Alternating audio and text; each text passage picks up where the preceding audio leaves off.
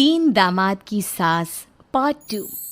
अब तक आपने सुना कि कावेरी जी अपनी तीनों बेटियों ईशा, मोहिनी और सुहाना की शादी तीन घर जमाई लड़कों के साथ करवा देती है। उन्हें लगता है कि ये लड़के शायद घर का कामकाज संभाल लेंगे, लेकिन उनके तीनों घर जमाई बहुत आलसी थे। वो नौकरी भी नहीं करते थे और बाहर का काम भी नहीं।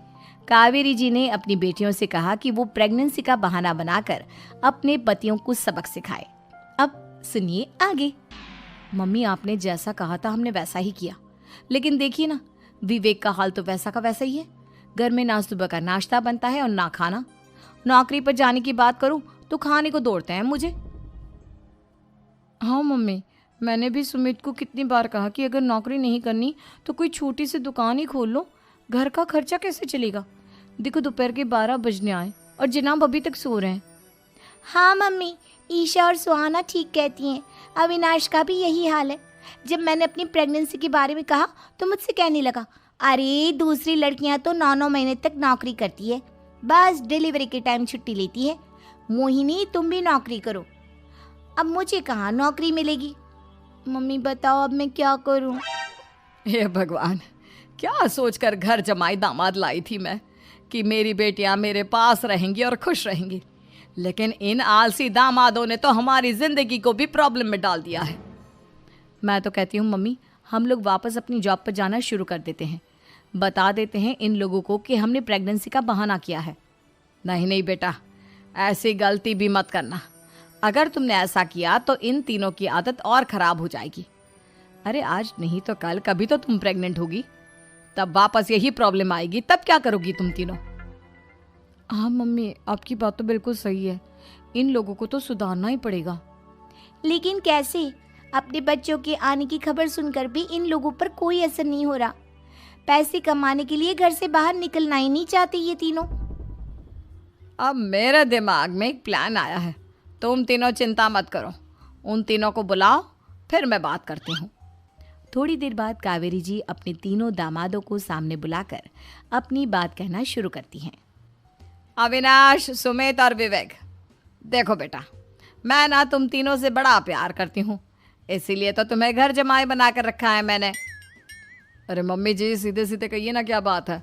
प्यार तो हम भी आपको बहुत करते हैं। अरे मम्मी जी, आपकी इज्जत भी बहुत करते हैं। अरे भाई, आपके जैसी सास और कमाने वाली बीवी सबको मिलती है क्या?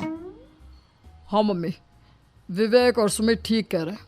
आपकी बेटी से शादी करके मेरी तो ज़िंदगी ही अच्छी हो गई है।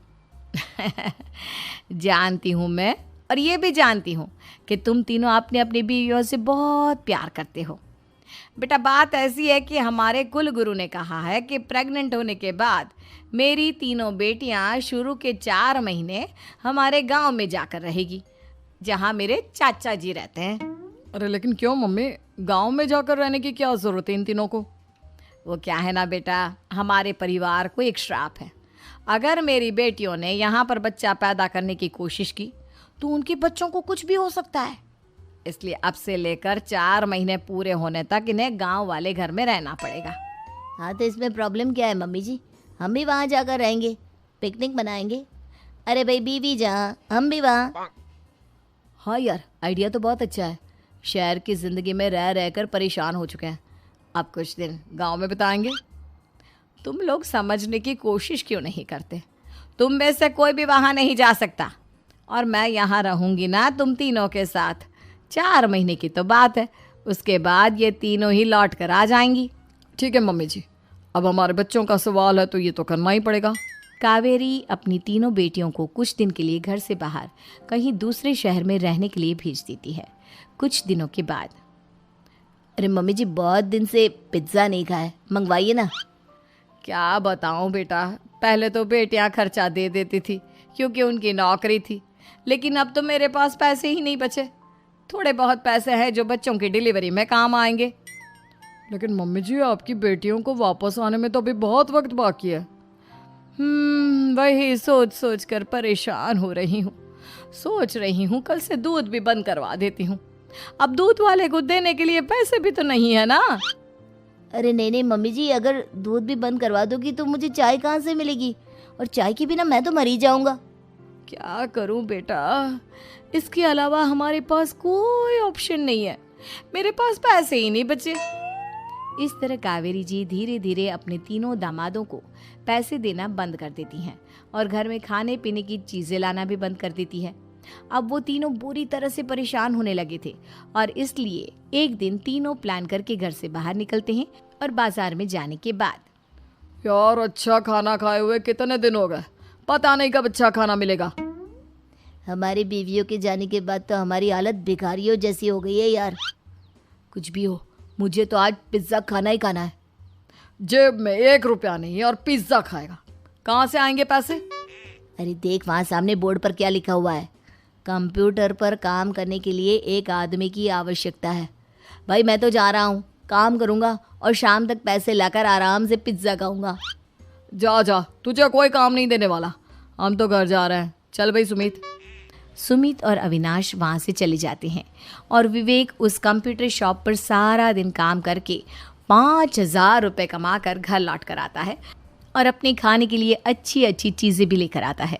ये देखकर विवेक और सुमित के दिल में भी कुछ पैसे कमाने की इच्छा जागती है। अरे सुबह सुबह कहाँ चल दिए तुम? मम्मी जी एक बहुत अच्छी जगह मिली है, कंप्यूटर पर काम करने के 5,000 मिले थे कल मुझे। अगर रोज़ काम करूँगा तो पूरे 40,000 की तनख्वाह। अरे वाह, ये तो बहुत अच्छी बात है दामाद जी, आपको जाना ही चाहिए।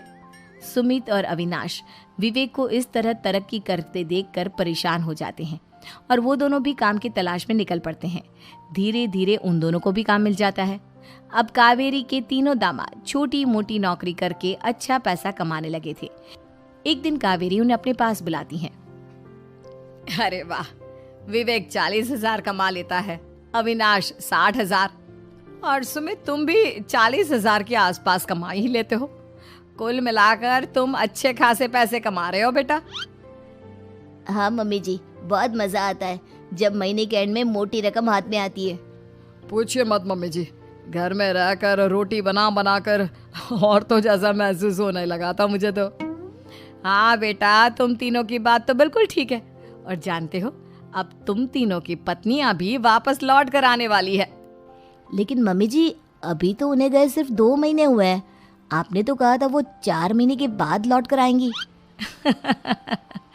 ऐसा कुछ नहीं है बेटा, मैं सिर्फ तुम तीनों को सबक सिखाना चाहती थी कि आदमी घर में बैठकर बीवी की कमाई खाता हुआ अच्छा नहीं लगता। इस दुनिया में हर इंसान को मेहनत करनी चाहिए, काम करना चाहिए, चाहे वो औरत हो या आदमी, ताकि अपने परिवार को संभाल सके।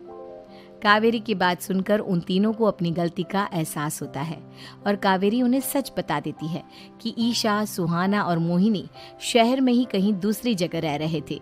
शाम के वक्त उन तीनों की पत्नियां लौट कर आ जाती है और कावेरी जी का परिवार एक खुशहाल परिवार की तरह रहने लगता है।